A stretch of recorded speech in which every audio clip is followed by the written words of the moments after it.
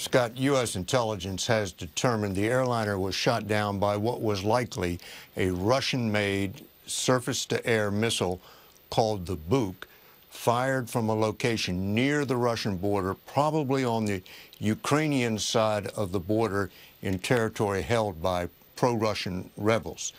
The U.S. intelligence does not know whether Russians were involved in the shoot-down, but the Buk is a sophisticated system which the rebels probably could not operate on their own. U.S. intelligence also does not know whether the shoot-down was deliberate or accidental, but the assumption continues to be that whoever launched that missile thought they were shooting at a military transport plane, not. Yesterday, Malaysian Airlines flight MH17 took off from Amsterdam and was shot down over Ukraine near the Russian border. Nearly 300 innocent lives were taken. Men, women, children, infants who had nothing to do with the crisis in Ukraine. Their deaths are an outrage of unspeakable proportions. We know at least one American citizen, Quinn Lucas Schansman, was killed. Our thoughts and prayers are with his family for this terrible loss. Yesterday, I spoke with the leaders of Ukraine, Malaysia, and the Netherlands. I told them that our thoughts and prayers are with all the families and that the American people stand with them during this difficult time. Later today, I'll be speaking with Prime Minister Abbott of Australia, which also suffered a terrible loss. By far, the country that lost the most people on board the plane was the Netherlands. From the days of our founding, the Dutch have been close friends and stalwart allies of the United States of America, and today I want the Dutch people to know that we stand with you shoulder to shoulder in our grief and in our absolute determination to get to the bottom of what happened. Now, here's what we know so far. Evidence indicates that the plane was shot down by a surface-to-air missile that was launched from an area that is controlled by Russian-backed separatists inside of Ukraine. We also know that this is not the first time a plane has been shot down in eastern Ukraine. Over the last several weeks, Russian-backed separatists have shot down a Ukrainian transport plane and a Ukrainian helicopter, and they claimed responsibility for shooting down a Ukrainian fighter jet. Moreover, we know that these separatists have received a steady flow of support from Russia. This includes arms and training. It includes heavy weapons. And it includes anti-aircraft weapons. Now, here's what must happen now. This was a global tragedy. An Asian airliner was destroyed in European skies filled with citizens from many countries. So there has to be a credible international investigation into what happened. The UN Security Council has endorsed this investigation, and we will hold all its members, including Russia, to their word in order to facilitate that investigation. Russia, pro-Russian separatists, and Ukraine must adhere to an immediate ceasefire. Evidence must not be tampered with. Investigators need to access the crash site, and the solemn task of returning those who were lost on board the plane to their loved ones needs to go forward immediately. And the United States stands ready to provide any assistance that is necessary. We've already offered the support of the FBI and the National Transportation Safety Board, which has experience in working with international partners on these types of investigations. They are on their way, personnel from the FBI and the National Transportation Safety Board. In the coming hours and days, I'll continue to be in close contact with leaders from around the world as we respond to this catastrophe. Our immediate focus will be on recovering those who were lost, investigating exactly what happened, and putting forward the facts. I want to point out there will likely be misinformation as well. And I think it's very important for folks to sift through what is factually based and what is simply speculation. No one can deny the truth that is revealed in the awful images that we all have seen. And the eyes of the world are on eastern Ukraine, and we are going to make sure that the truth is out.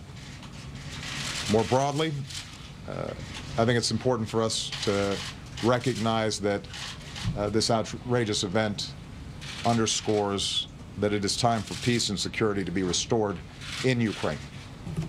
For months, we've supported a pathway to peace, and the Ukrainian government has reached out to all Ukrainians, put forward a peace plan, and lived up to a ceasefire despite repeated violations by the separatists, violations that took the lives of Ukrainian soldiers and personnel.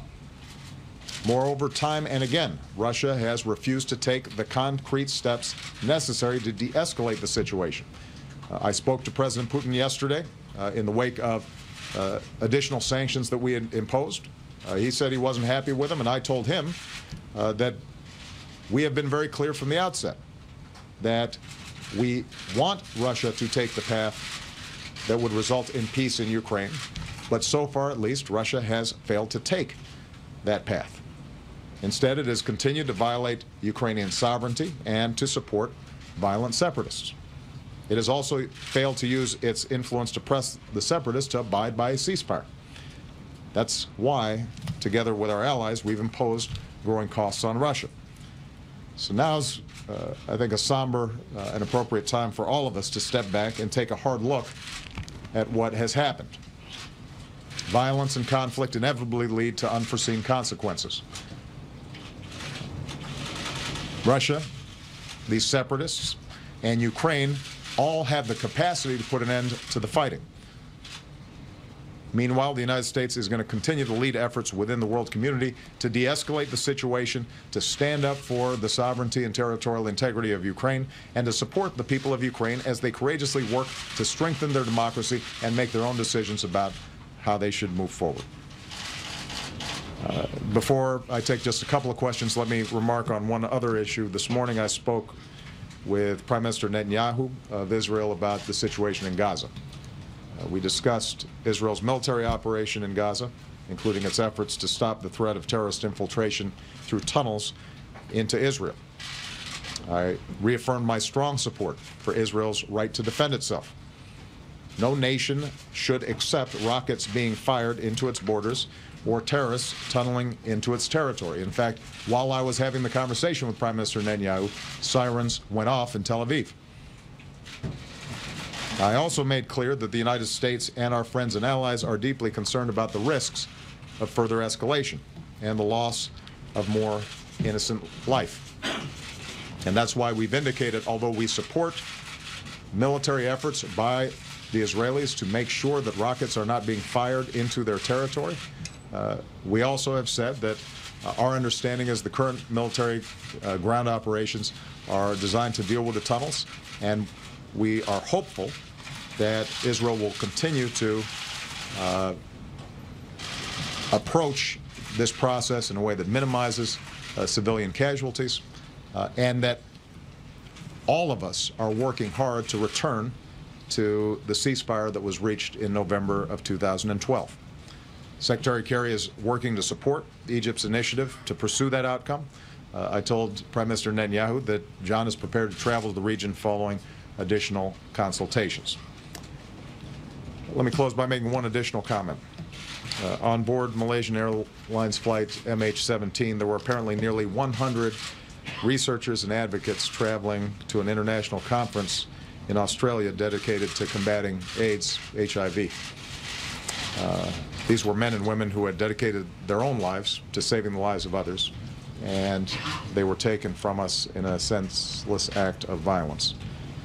In this world today, we shouldn't forget that in the midst of conflict and killing, there are people like these, people who are focused on what can be built rather than what can be destroyed, people who are focused on how they can help people that they've never met, people who define themselves not by what makes them different from other people, but by the humanity that we hold in common.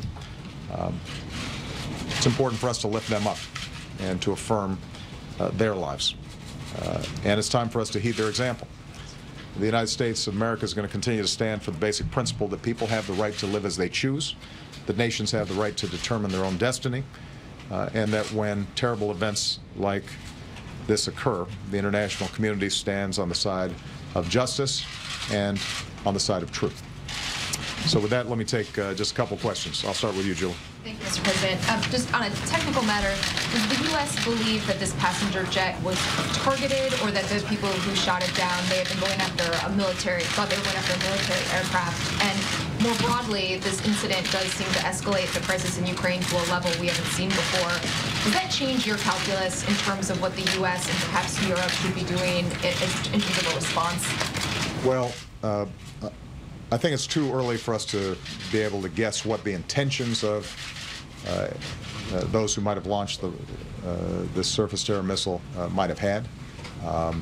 The investigation is going to be ongoing, and I think what we'll see is additional information surfacing over the next 24 hours, 72 hours, the next week, the next month.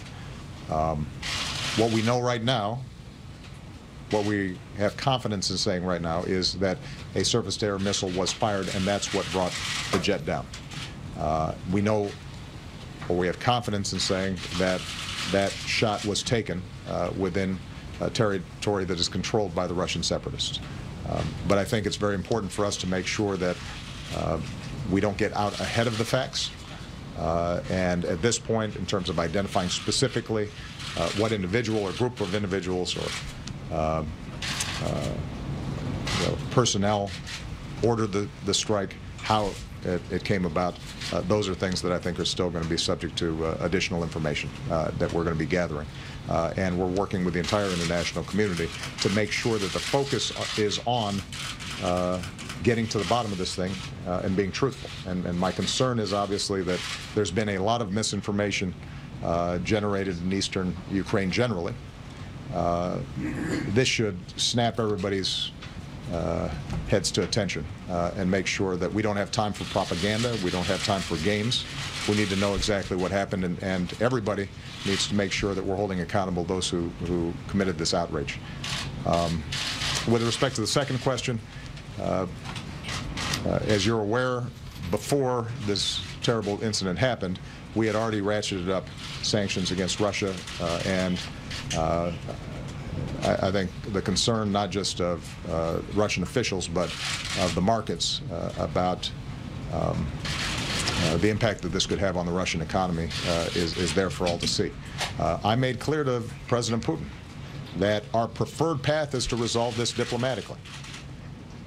But that means that he and the Russian government have to make a strategic decision. Are they going to continue to support violent separatists whose intent is to undermine the government of Ukraine, or are they prepared to work with the government of Ukraine to arrive at a ceasefire and a peace that takes into account the interests of all Ukrainians?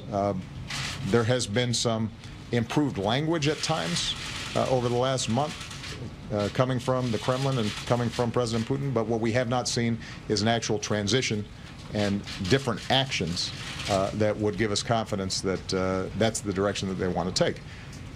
And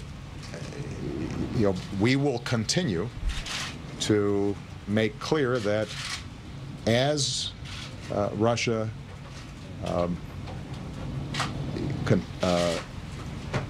engages in efforts that are supporting the separatists, that we have the capacity to increase the costs that we impose on them. And we will do so. Not because we're interested in hurting Russia for the sake of hurting Russia, but because we believe in standing up for the basic principle that a country's sovereignty and territorial integrity has to be respected, and it is not the United States or Russia or Germany or any other country that should be deciding what happens in that country. At this point, do you see any U.S. military role that could be effective? We don't see a U.S. military role beyond what we've already been doing in working with our NATO partners and some of the Baltic states, giving them reassurances that we are prepared to do whatever is required to meet our alliance obligations. Steve Holland. Sir, thank you. How much blame for this do you put on President Putin? And have you used this incident now to push the Europeans for stronger action? We don't know exactly what happened yet, and I don't want to, as I said before, get out ahead of the facts. But what I do know is that we have seen a ticking up of violence in eastern Ukraine. that despite the efforts of the Ukrainian government to abide by a ceasefire and to reach out and agree to negotiations, including with the separatists, that has been rebuffed by these separatists. We know that they are heavily armed and that they are trained, and we know that that's not an accident. That is happening because of Russian support. You know, it is not possible for these separatists to function the way they're functioning, to have the equipment that they have. Set aside what's happened with respect to the Malaysian Airlines, a group of separatists can't shoot down military transport planes, or they claim shoot down fighter jets without sophisticated equipment and sophisticated training, and that is coming from Russia. So we don't yet know exactly what happened with respect to the Malaysian Airlines, although obviously we're beginning to draw some conclusions given the nature of the shot that was fired. There are only certain types of anti-aircraft missiles that can reach up 30,000 feet and shoot down a passenger jet. We have increasing confidence that it came from areas controlled by the separatists. But without having a definitive judgment on those issues yet, what we do know is that the violence that's taking place there is facilitated in large part, because of Russian support. And they have the ability to move those separatists in a different direction. If Mr. Putin makes a decision that we are not going to allow heavy armaments and the flow of fighters into Ukraine across the Ukrainian-Russian border, then it will stop. And if it stops, then the separatists will still have the capacity to enter into negotiations and try to arrive at the sort of political accommodations that Mr. Putin himself says he wants to see. He has the most control over that situation. And so far, at least, he has not exercised it. Sanctions in Europe, were you pushed to put Well, I think that this certainly will be a wake-up call for Europe and the world that there are consequences to an escalating conflict in eastern Ukraine, that it is not going to be localized, it is not going to be contained. You know, what we've seen here is just in one country alone, our great allies, the Dutch, 150 or more of their citizens being killed. And that, I think, sadly brings home the degree to which the stakes are high for Europe, not simply for the Ukrainian people, and that we have to be firm in our resolve in making sure that we are supporting Ukrainians' efforts to bring about a just ceasefire and that we can move towards a political solution to this. I'm going to make this the last question. Lisa Lair, Bloomberg. Do we know yet if there are other Americans on board beyond the person you mentioned? And how do you prevent stricter restrictions, economic sanctions from shocking the global economy and costing jobs? We have been pretty methodical over the last 24 hours in working through the flight manifest and identifying which passengers might have had a U.S. passport. At this point, the individual that I mentioned is the sole person that we can definitively say was a U.S. or dual citizen.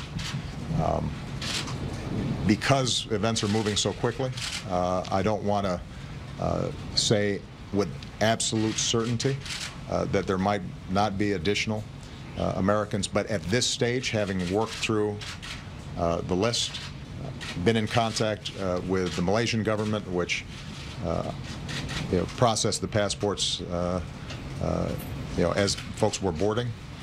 This is our best assessment of the number of Americans that were killed. Obviously, that does nothing to lessen our outrage about all those families, regardless of nationality. It is a heartbreaking event. With respect to the effect of sanctions on the economy, we have consistently tried to tailor these sanctions in ways that would have an impact on Russia, on their economy, on their institutions, or individuals that are aiding and abetting in the activities that are taking place in eastern Ukraine, while minimizing the impacts on not only the U.S. economy, but the global economy. It is a relevant consideration that we have to keep in mind. The world economy is integrated. Russia is a large economy. There's a lot of financial flows between Russia and the rest of the world. But we feel confident that at this point, the sanctions that we put in place are imposing a cost on Russia, that their overall impact on the global economy is minimal. It is something that we have to obviously pay close attention to, but I think Treasury, in consultation with our European partners, have done a good job so far on that issue. All right? Thank you very much, everybody. Thank you. Will you extend the Iran-nuke talks? Will you extend the talks, That was the President of the United States live in the White House briefing room describing the shoot-down of Malaysian Flight 17 yesterday as a catastrophe. The President called for an immediate ceasefire in Ukraine so that investigative agencies could get to the crash site to determine what exactly happened. The President said that U.S. intelligence had discovered that a surface-to-air missile was used to bring the aircraft down, but the President did not say who might have fired that missile, even though it came from rebel-held territory in eastern Ukraine. But the President also laid a great deal of blame at the doorstep of Vladimir Putin, saying that Putin had not used his influence to calm the situation in Ukraine and had instead sent armament and training to the rebels. Our Bob Schieffer is in Washington today. Bob, what did you hear in the President's statement? It was not, to me, Scott, so much what he said, but the fact that he said it and the contrast between the president, as we saw him yesterday, when he went up to Delaware to do this photo op about rebuilding the nation's infrastructure, and just at the beginning of his remarks there, standing in front of a bridge, he basically confirmed that he had heard about the plane going down, that he had his people working on it, and then in a matter of seconds, it seemed like, went on to what he had come up there to talk about rebuilding the nation's bridges. And then after that, went off to New York for a couple of fundraisers. Today, it was a very different president you saw. He called it a catastrophe of unspeakable proportion. He laid a great deal of the blame to the Russians for funneling arms and help into these rebels, and said they could dial back this whole situation if they would cut off that supply. What the president did not say, of course, is what the United States is prepared to do if it turns out that the Russians had a direct involvement in this. This is going to require a very strong answer, and as we find out more and more about this, we'll find out what the answer to that question will be. But that's going to be the question, I think, now in the days to come, Scott. Bob Schieffer, our chief Washington correspondent, thank you very much, Bob. There will be much more about Flight 17 on your local news on this CBS station, as always, online at cbsnews.com, and we will have extensive coverage right here on tonight's CBS Evening News. A reminder that Bob Schieffer will have the very latest on this story as well Sunday on Face the Nation. I'm Scott Pelley, CBS News in New York.